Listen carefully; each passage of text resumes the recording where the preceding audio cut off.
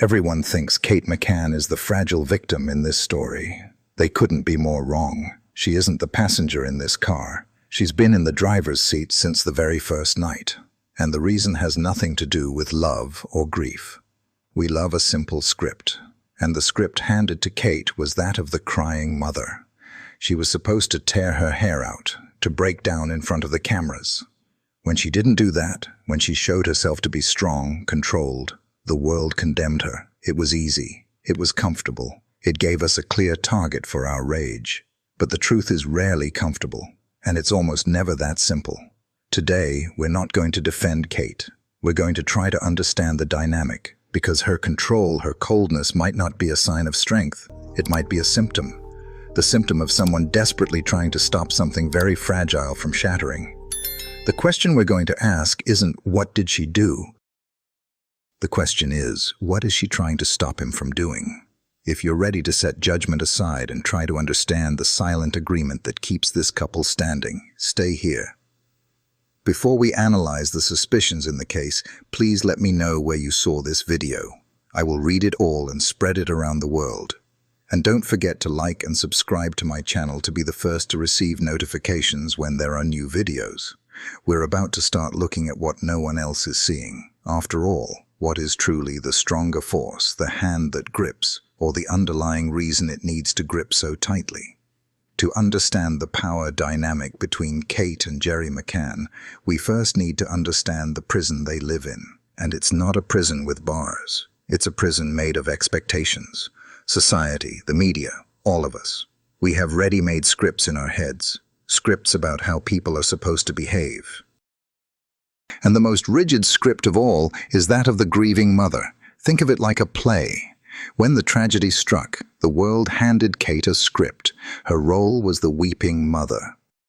She was supposed to cry in every interview, to fall apart in public, to be fragile, vulnerable, almost childlike. She was supposed to be the personification of pain. Gerry's role in the script was that of the strong father, the rock, the stoic man who holds the family together, who speaks to the press with a firm voice, who leads the search. But the McCanns tore up the script, and they did the unthinkable. They reversed the roles. Kate became the rock, the controlled, articulate figure who spoke with a coldness the world couldn't comprehend. Gerry, on the other hand, often seemed to be the fragile one, the man who needed support, who seemed sedated, who stumbled over his words. And this role reversal, this shattering of the gender script we all expected, caused a cognitive dissonance, a short circuit in the public's mind. We didn't know how to process it, and when we don't understand something, we do the easiest thing: we judge. The world looked at Kate and didn't see a strong woman managing a crisis. It saw an unnatural mother. It saw an ice queen, but maybe she didn't tear up the script out of coldness. Maybe she tore it up because she was too busy trying to stop the lead actor from forgetting his lines and revealing the entire plot in the first act. Now, let's talk about secrets. Everyone has secrets, but a family secret, especially one born from a difficult situation, works in a very particular way. Think of a secret as a knot of ice that forms in the center of the family's dinner table. At first it's small, but over time it doesn't melt. It grows, and the family unconsciously begins to rearrange everything around it. Conversations avoid certain topics so as not to bump into the knot. People sit in different places so they don't have to look at it. Emotions become colder because the knot of ice sucks all the warmth out of the room. The family's life becomes a constant, exhausting dance to avoid touching the knot, to pretend it isn't there.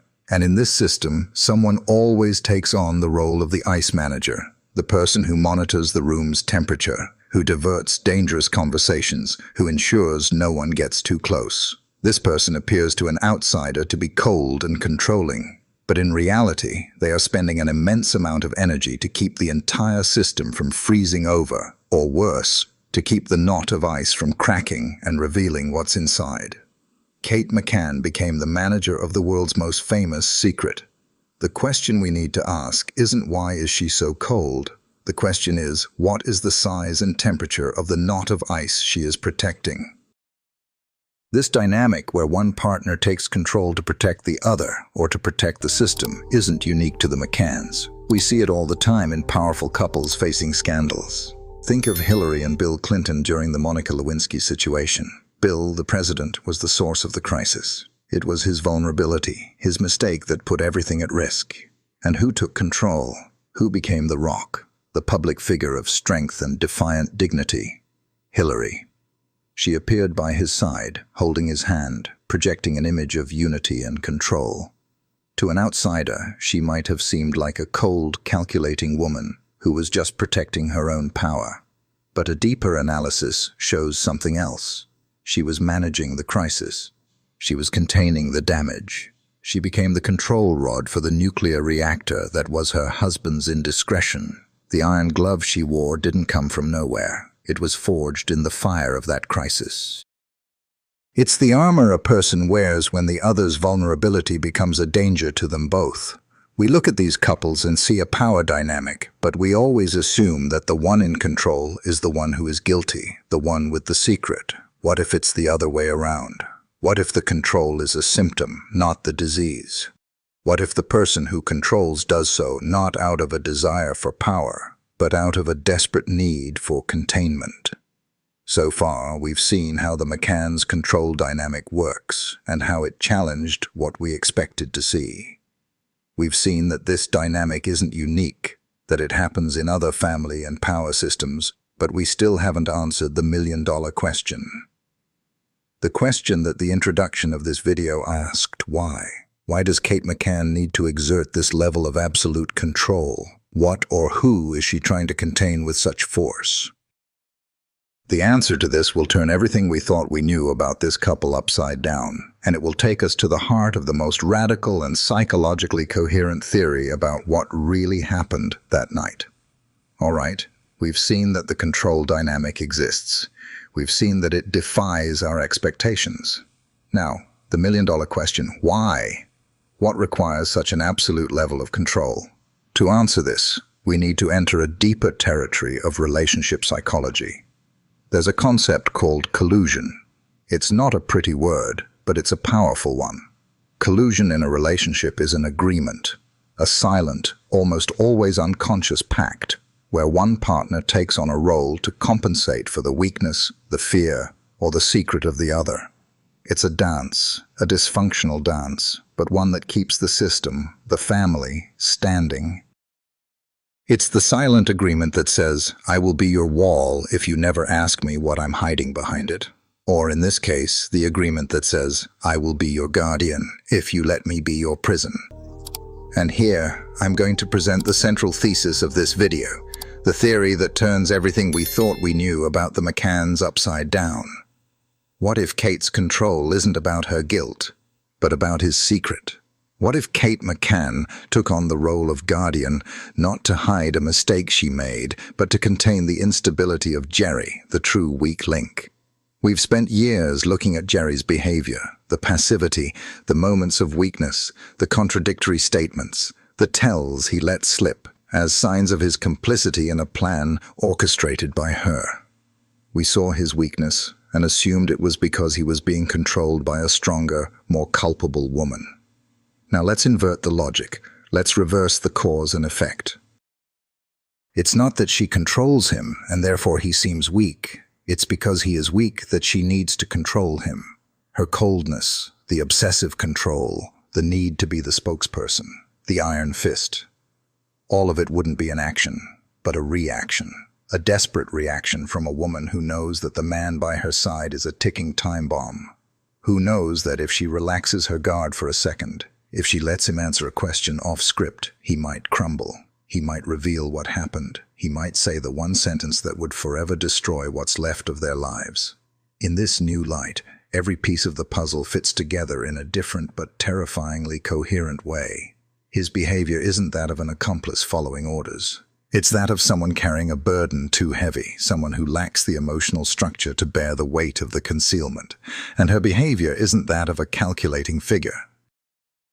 It's that of a full-time crisis manager, 24 hours a day for almost 2 decades. A woman living in a state of hypervigilance, not out of fear of the police, but out of fear of her own husband. This places us before a dilemma of loyalty that is almost impossible to comprehend. Try to put yourself in her shoes just for a moment. Imagine that the person you love, the father of your children, made a mistake, a terrible mistake, maybe an unfortunate event, perhaps an instance of negligence with catastrophic consequences, a mistake that resulted in the loss of your most precious thing. You love him, but you know that the truth, the raw, unvarnished truth, would destroy him. After considering this radical inversion of the Ice Queen narrative, does this theory of containment, where Kate acts as a shield for Gerry's potential vulnerability, change the way you view their actions and public demeanor? It would destroy his career, his freedom, his reputation. And it would destroy the future of your other children, who would have to grow up with the stigma of being the children of a what? A person who acted criminally, a negligent man. What do? Think of the shepherd analogy. Imagine you are a shepherd and your flock is your family. You are trying to guide this flock along a very narrow path on the edge of a cliff. And one of the sheep, the most important one, your partner, is always straying, always stumbling towards the edge of the abyss. To stop it from falling and taking the whole flock with it, you become an aggressive shepherd. You use your staff with force. You shout. You control its every step. To someone watching from afar from the other mountain, you look like a tyrant, a cruel shepherd, mistreating a poor sheep. But up close, the truth is different. You are not being cruel. You are desperately trying to prevent a disaster. Kate's control over Gerry, perhaps, is the shepherd's staff. A constant, exhausting attempt to keep him in line, to stop him from falling into the abyss of the truth. It's strange how sometimes an act that seems to be about power can in fact be born from the deepest despair. This theory doesn't absolve her. It doesn't make her a saint, but it transforms her from a one-dimensional figure, the Ice Queen, into something much more tragic and human. A woman chained not only to her own secret, but to the secret and the weakness of the man she swore to protect. She is not the puppeteer who enjoys pulling the strings. She is the person who has been for 2 decades desperately trying to stop the puppet strings from tangling and hanging them both. And this intense, constant tension is the true heart that beats at the center of this mystery. If the theory that Kate is containing a weakness or a secret of Gerry's is true, then we need a new metaphor to understand her role, one capable of carrying the weight of this tragedy. The image of the Ice Queen forged by the media and public judgment becomes useless, a superficial caricature that no longer serves us. We need something more powerful, more precise, more terrible. Think of a nuclear reactor. At the heart of the reactor, there is a uranium core, immensely powerful but dangerously unstable. If left on its own uncontrolled, it overheats. Its chain reaction becomes chaotic, and it melts down, causing a nuclear catastrophe that contaminates everything and everyone around for generations. For the reactor to operate safely, engineers use control rods. These are bars made of a special material like boron or cadmium that are inserted into the heart of the core. The function of these rods is not to generate energy. Their function is to absorb the excess neutrons, to slow down, to control the chain reaction, and to prevent the core from reaching critical mass and experiencing a catastrophic event. They are the coldness that ensures stability. In this family tragedy, in this nuclear power plant of pain and secrets, Gerry McCann is the uranium core, unstable, carrying a secret, a guilt or a weakness with an immense and dangerous energy, always on the verge of a critical event. Kate, in turn, has become the control rod. Her behavior, which the entire world interpreted as cold, distant, and controlling, is in this new light the exact function of the boron rod. She inserts herself into the narrative, into the heart of the crisis, and her apparent lack of emotion is not an absence of feeling. It is the necessary property to avoid overheating along with the core. She must be cold so that the system does not explode. What the world saw as malice, as domination, was in fact crisis management at the most extreme and desperate level imaginable. She is not controlling a man. She has been for almost 20 years trying to contain a nuclear meltdown that threatens to destroy everything she knows. This leads us to an archetype far deeper and more tragic than that of the evil queen. Kate McCann embodies the archetype of the guardian, or perhaps more accurately, the jailer. She is not the guardian of a treasure, but the jailer of a dangerous secret. Her power, the strength the world sees, does not come from a desire to dominate, but from the crushing burden of responsibility, of being the only person who can prevent the disaster. She is the only one with the key to the cell, and she must watch the prisoner day and night, not so he doesn't escape, but so he doesn't scream the truth to the world. Her life has become an eternal vigil. Literature and history are full of figures like this, characters who become hard, relentless, almost monstrous to sustain the weakness of another. Think of Lady Macbeth in Shakespeare's tragedy. We remember her as the villain, the ambitious woman who influences her husband's mind and pushes him toward a harmful act. But a closer reading of the play shows a dynamic very similar to the one we are describing. Macbeth is weak, hesitant, full of doubt and remorse. It is she who must be strong for both of them. It is she who plans, who encourages him when he falters, who manages the difficult consequences afterward. She becomes a figure of intense control, not because she was born one, but because her husband's weakness and ambition forced her to take on that role. Her control is a direct response to his paralysis. And in the end, this dysfunctional dynamic, this role-swapping, destroys them both.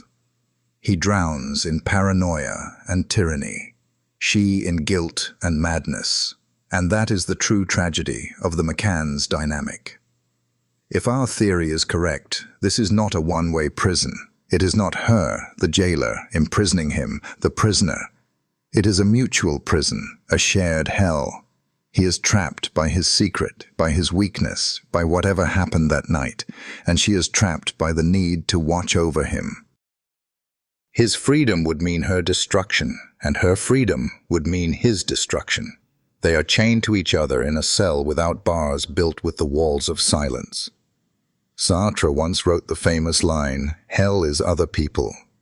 He meant that our existence is constantly defined and judged by the gaze of the other, that we are prisoners of others' perception.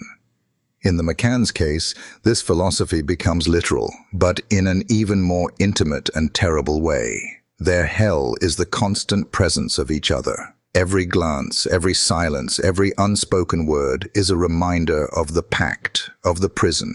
He is her hell because his weakness forces her to be the jailer. And she is his hell because her control constantly reminds him of his own weakness and his secret.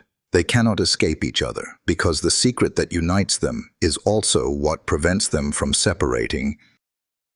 They are the only two inhabitants of a planet of pain that no one else can visit, condemned to orbit each other in a frozen silence forever. In the end, after all this analysis, after deconstructing the facade and trying to understand the architecture of the secret, maybe the question we've been asking for 20 years is wrong. We always asked, who is the guilty one? A simple question seeking a single target for our anger and our desire for justice. Maybe the question we should have been asking all along is much darker and much more complex. Who is more imprisoned? And the answer, terrifyingly, might be both of them equally eternally trapped in an agonizing dance that began that night in Portugal and has never, ever ended. So we return to the image of the two hands, one in the iron glove. What once seemed like a symbol of domination, of cold and calculated control, now reveals itself as something else, something much more tragic. Perhaps it is in fact a symbol of an impossible burden. The iron hand that not only controls but holds, that prevents the fall, that pays the price of loyalty with its own freedom. Because sometimes the person who seems strongest, coldest, most in control is just the one carrying the weight of two. If this dive into the hidden psychology of relationships has given you a new perspective, if it has made you question easy judgments, if you value an analysis that seeks to understand rather than just accuse. There are stories the world prefers to keep in black and white because gray is uncomfortable. Gray forces us to think. If you believe that it is in the gray that human truth resides, and that this work of exploring these shadowlands is important, the contribution to this channel, I want you to understand, is not a request. It's a symbol. It's a recognition of complexity. It's a sign that you understand that the truth is rarely black and white. It's your way of saying to anyone who will listen, it's not control, it's containment. Now, after everything we've been through together here, I want to know what this has awakened inside you. Have you ever felt you had to be the control rod or the aggressive shepherd for someone you love, even if it cost you your own peace? Where for you does the fierce loyalty to a partner cross the line into complicity with a secret? Leave your thoughts in the comments. You don't need to have the answer. Sometimes the question is more important, but let it be real. Let it come from that quiet place we visited today. I will read every single one, because not all silence is forgetting. And for those who felt that this story, as much as it seems like an end, is actually a beginning. You are right, because if Kate is the guardian and Gerry is the secret, this opens another door, the door to what really happened that night. If we assume there was an unfortunate incident, a negligence that went terribly wrong, how would the dynamic we've analyzed today explain their actions step by step from the moment the apartment door was found open? That's where we're going next.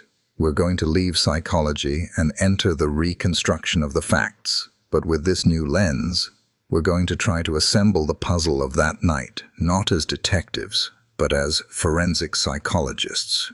We've peeled back the layers of public judgment to reveal a potential story of mutual imprisonment and desperate containment.